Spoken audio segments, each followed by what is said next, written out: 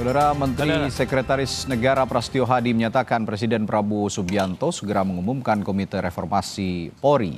Pelantikan komite ini dijadwalkan pekan ini. Mensesnek Prasetyo Hadi mengungkapkan hal itu saat menghadiri HUT TNI pada Minggu pagi. Meski tak menjelaskan berapa orang yang tergabung dalam Komite Reformasi Polri, tapi Prasetyo tidak membantah saat ditanya bahwa anggota komite akan berjumlah 9 orang.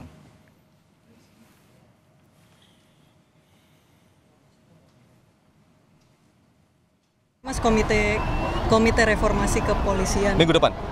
Minggu depan akan dilantik? Iya, akan diumumkan dan dilantik oleh Bapak Presiden. Anggota 9 anggota itu ya Pak? Tuh, kok sudah tahu 9? Sudah dapat bocoran ya? Dan saudara, kita bahas lebih dalam rencana Presiden Prabowo melantik Komite Reformasi Polri bersama Kepala Bareskrim periode 2009-2011 yang bergabung melalui sambungan virtual Komjen Purnawirawan Ito Sumardi. Dan juga yang hadir di studio ada anggota Komisi 3 DPR RI fraksi Partai Nasdem, Rudianto Lalo, serta Ketua Perhimpunan Bantuan Hukum dan HAM Indonesia, Julius Ibrani. Selamat malam, Bapak. Malam. Terima kasih. Pak Ito, selamat malam, Pak Ito. Ya, Pak Ito bisa dengar suara saya? Jelas. Baik, Pak Ito, saya pertanyaan pertama ke Pak Ito dulu deh. Ada Komite Reformasi Polri yang akan dilantik Presiden. Di sisi lain ada juga tim transformasi Polri yang katanya dibentuk juga oleh Kapolri. Bagaimana membuat ini tidak tumpang tindih kalau gitu kewenangannya?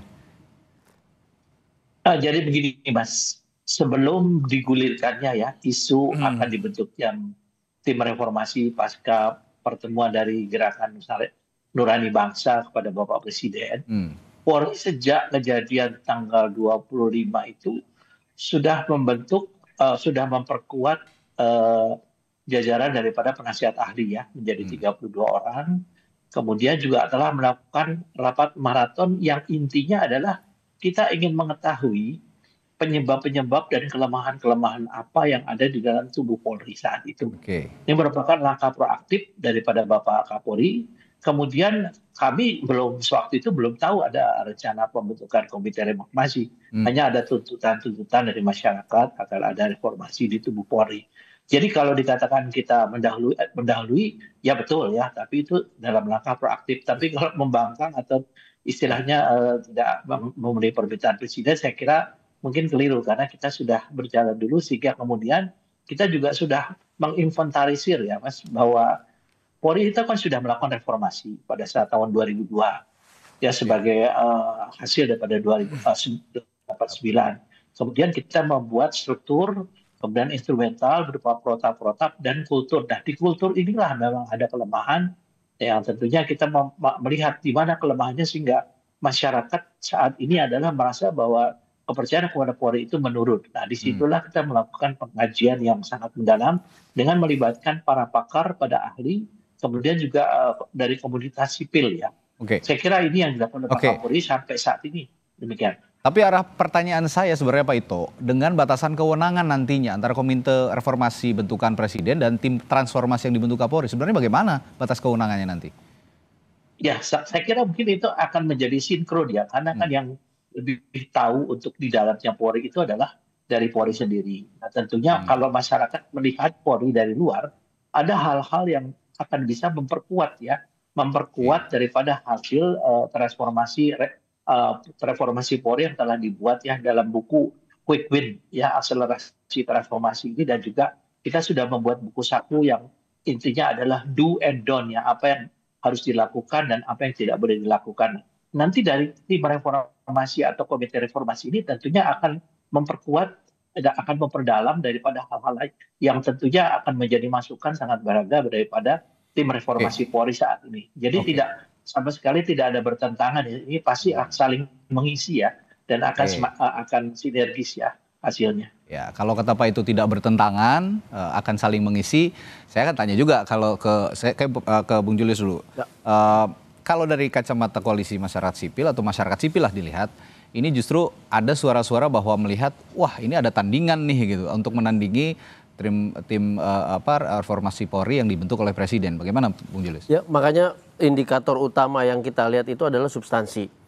Jadi kalau kita berkaca pada peristiwa atau insidentil, maka ini kita bicara kultur. bicara kultur kekerasan di kepolisian, perspektif soal HAM yang masih tidak memadai karena tidak ada pendidikannya, berarti bicara penindakan di level implementasi teknis. Dan itu adanya di internal Polri, di situ ada mekanisme propam, ada tim yang dibentuk Kapolri dan segala macamnya. Tapi kalau yang saya tangkap dari awal, bahwa gagasan di level presiden itu harusnya dia tidak membahas implementasi teknis.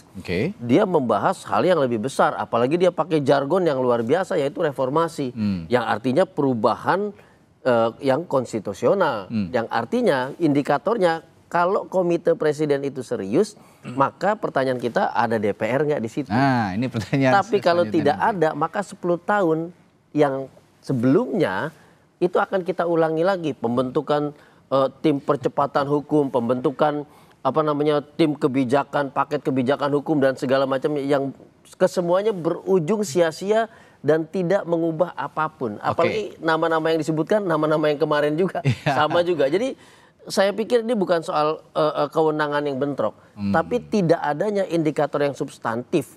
Sementara betul kalau kita bilang Polri kemudian dia melakukan inisiatif yang jauh lebih cepat, lebih teknis, langsung mengarah pada pokok persoalan, baik itu insidental dalam hal penanganan massa, perspektif HAM, dan juga soal kriminalisasi aktivis. Makanya kita minta dibebaskan kemarin.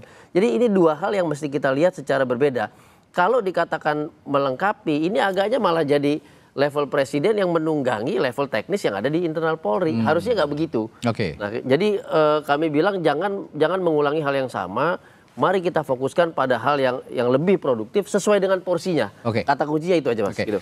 Saya ada 2 pertanyaan ke Bung Rudi nih. Kalau gitu DPR sudah diajak ngobrol belum? Katanya kan ada 9 nih dengarnya dan tidak dibantah juga oleh tadi dari pemerintah. Belum. Sudah diajak ngobrol atau belum?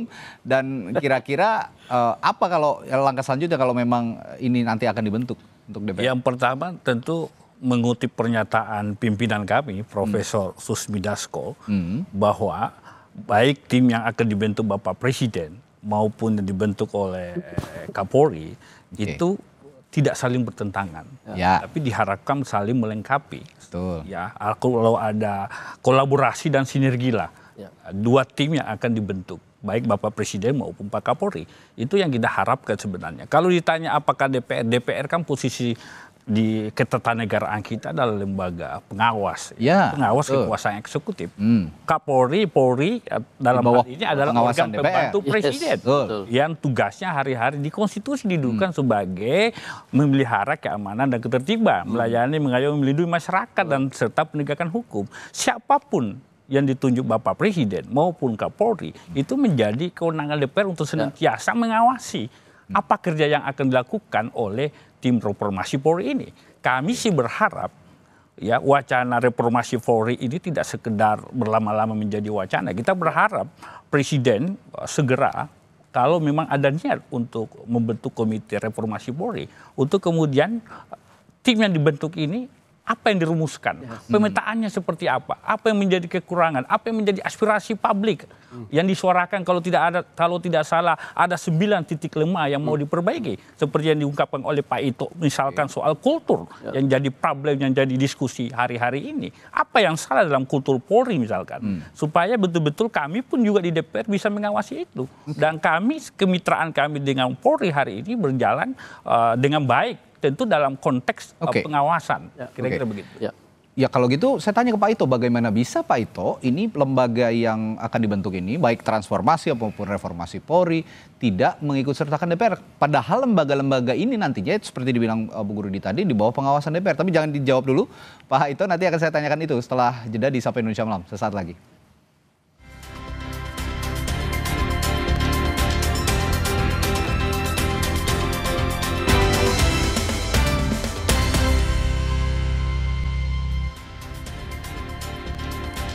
Kembali di Sapa Indonesia Malam masih memperbincangkan soal pembentukan tim reformasi ataupun transformasi Polri, bentukan presiden maupun juga bentukan Polri. Tadi saya tanya ke Pak Ito, untuk membuat lembaga atau membentuk lembaga ini, setidaknya kan ada komunikasi dengan berbagai lintas lembaga termasuk legislatif sebagai 3 pilar demokrasi ya, termasuk juga yang di Komisi 3 yang membidangi masalah hukum. Tapi tadi Pak Rudi mengisyaratkan belum ada komunikasi ataupun ya obrolan lah dengan Komisi 3 DPR. Apa yang terjadi sebetulnya? Begini, kita harus memisahkan.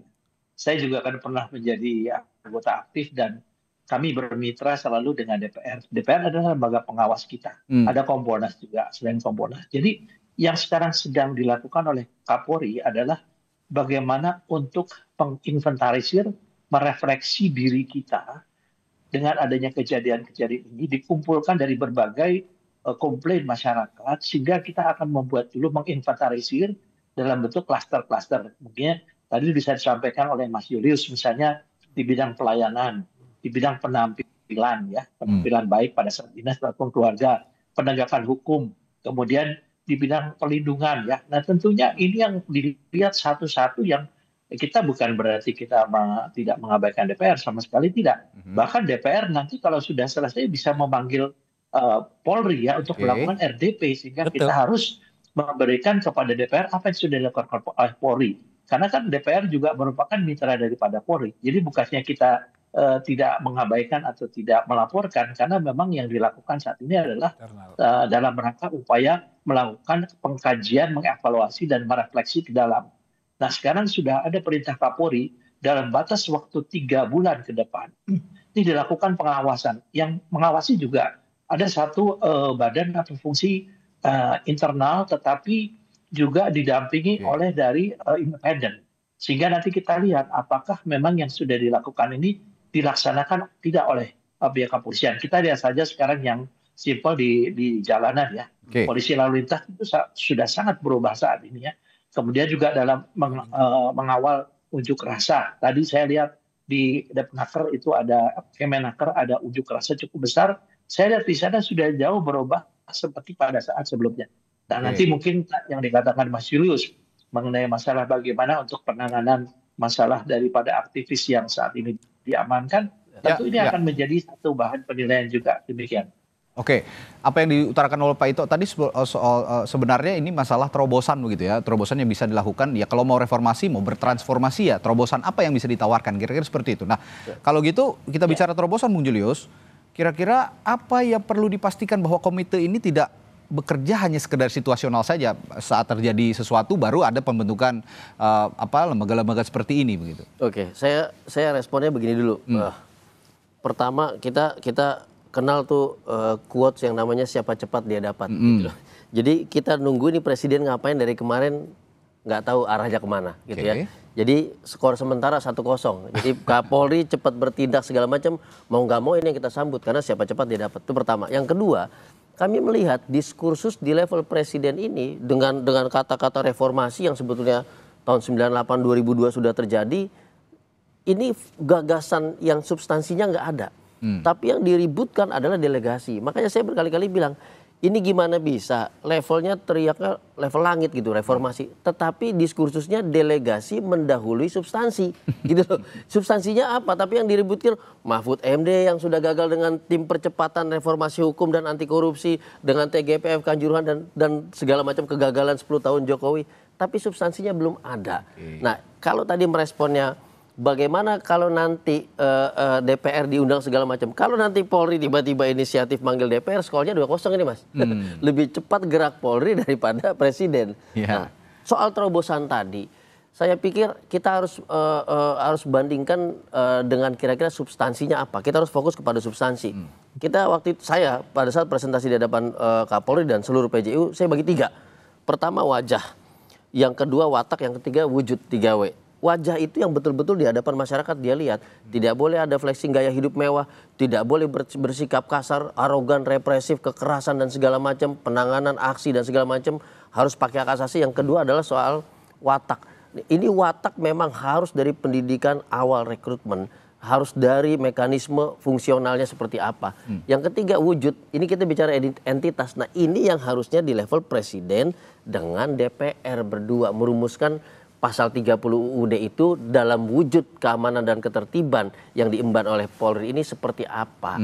Nah, kalau kita mau sinergikan antara terobosan dari komite presiden dengan yang di internal Polri, maka watak dan wajah itu ada di Polri, wujud itu ada di presiden dan DPR. Tapi ini udah duluan nih terobosannya dari Polri. Dari presiden yang belum ada dan bahkan dia belum tersinkronisasi ke DPR. Nah ini yang saya katakan sampai sekarang masih no hope dari sana. Kalau gitu saya melihat DPR sebenarnya bisa jadi jalan tengah, Bung Rudi, untuk menyampaikan ya ini sudah lama Presiden tidak bereaksi masalah ini, tidak ditindaklanjuti sepertinya, supaya tidak usang. Kira-kira apa yang bisa difasilitasi oleh DPR? Kalau kami kan menafsir pernyataan pimpinan kami, berarti kan pasti sudah ada komunikasi. Oke. Sudah pasti terjalin komunikasi antara Bapak Presiden dengan pimpinan DPR terkait keinginan tim yang dibentuk tim reformasi Polri itu. Kami di DPR karena kewenangan kami, cabang kekuasaan kami terpisah dari kekuasaan eksekutif yang dipimpin Presiden bersama organ pembantunya dalam hal ini Polri, ya tentu hal berbeda. Kami tentu punya tanggung jawab moral dalam rangka konteks pengawasan DPR terhadap bagaimana keinginan perbaikan kerja kepolisian yang hari ini bicara kita reformasi kepolisian. Tetapi sering saya mengatakan di mana-mana berdasarkan kemarin kejadian Agustus, bukan hanya kepolisian yang harus berbenah direformasi. 3 cabang kekuasaan juga perlu dibenahi. Legislatif kami misalkan yang banyak dikritik, kekuasaan yudikatif misalkan yang banyak skandal. Ya, semua perlu direformasi. Muara niatnya kan tujuannya bagaimana perbaikan kinerja lembaga institusi publik ini untuk perbaikan kinerja demi rakyat Indonesia lebih baik. Tapi dalam konteks komunikasi tadi yang dijalin antara DPR dan pemerintah, saya ingin menegaskan juga bahwa pemerintah dan DPR sebenarnya sudah terbiasa berkomunikasi ya, sudah ada RDP segala macam gitu kan. Nah ini yang harus saya tegaskan bahwa DPR juga ya daripada kita menunggu lama, apa yang bisa di-push gitu loh untuk kepada pemerintah untuk juga berkomunikasi. Segera mungkin tim ini dibentuk supaya tidak usang lah. Tugasnya itu tidak usang. Kan menjadi keinginan Bapak Presiden atas dasar aspirasi publik, aspirasi masyarakat yang ingin memperbaiki Polri. Ya tentu itu menjadi kewenangan Bapak Presiden. Kami di DPR tentu menyarankan saja bahwa mari kita mereformasi kalau ada yang perlu diperbaiki. Seperti itu. Ada yang mau ditanggapi? Saya tambahkan begini, ini jangan sampai, saya bilang dari awal, ini jangan sampai jadi gimmick belaka gitu ya. Gimmicknya itu adalah bahasa saya tadi cari-cari apa? Gimmick. Ya, jadi gimmick belaka, gimmick gitu. Jargonnya reformasi, tapi sebetulnya ini minus substansi. Kalau kita mau berkaca pada institusi lain, ini sebetulnya Polri bukan hanya dalam situasi perlu evaluasi yang menyeluruh gitu ya dari level implementasi, tapi sebetulnya ini sedang menghadapi situasi kewenangannya itu diambil oleh TNI. Udah ada revisi undang-undang TNI masuk sipil semua, sekarang ada RUU yang namanya Pertahanan dan Keamanan Siber di mana TNI itu jadi penyidik seperti Polri. Jadi situasi ini membuat arah Polri ini mau kemana itu menjadi luntang-lantung, tidak penuh dengan ketidakpastian. Nah ini harusnya yang ada di level presiden ini. Kita membagi tugas kemana kan gitu. Saya tambahkan, reformasi Polri berarti sama dengan penguatan kelembagaan Polri. Karena kita sepakat menjaga supremasi sipil, amanah reformasi. Itu poin. Penguatan kelembagaan Polri dan supaya nggak lontang-lantung, apa yang segera harus dilakukan kalau gitu Pak Ito?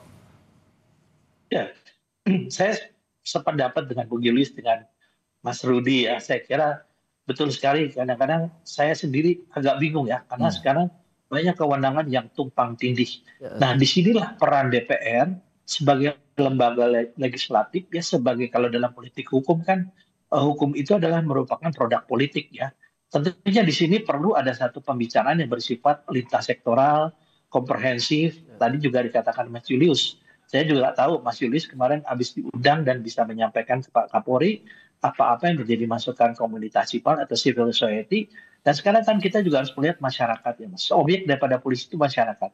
Sekarang kita lihat kesadaran hukum masyarakat kita bagaimana. Itu juga kan perlu menjadi satu pertimbangan. Dan mengapa masyarakat kesadaran hukumnya itu tidak sesuai dengan harapan. Misalnya contoh yang paling kecil melawan arus dan lain sebagainya ya. Ini kan juga atau mereka melakukan demo yang ini kan kita lihat dari faktor kondisi sosial, ekonomi. Jadi memang kita juga tidak bisa hanya melihat secara parsial daripada reformasi di Polri. Tapi saya sependapat dengan Bung Julius, dengan Mas Rudi, bahwa memang saat ini Polri pun harus diberi satu ketegasan di mana batas kewenangannya yang harus dilakukan. Dan ini pun juga menjadi penilaian dari masyarakat sipil ya tentunya. Apakah ini memang bukan ranah di negara kita yang tentunya menjadi salah satu pemerintahan sipil, atau bagaimana. Nah tentunya kami dari Polri juga tetap melakukan pembenahan ke dalam dan tentunya kita juga menunggu bagaimana dari Komite Reformasi bisa memberikan masukan kepada Polri dan kita akan sangat welcome. Tadi disampaikan Bung Rudi atau disampaikan oleh Mas Rudi bahwa kehadiran daripada Komite Reformasi ini akan melengkapi daripada reformasi yang dilakukan Polri saat ini. Oke, kalau gitu saya mau step ahead begitu ya. Bagaimana kalau memang ini sudah terbentuk, harus ada langkah prioritas yang dilakukan percepatan tindakan gitu. Kira-kira kalau Bung Julius melihatnya, yang pertama segera direformasi dari Korps Bayangkara ini apa harusnya?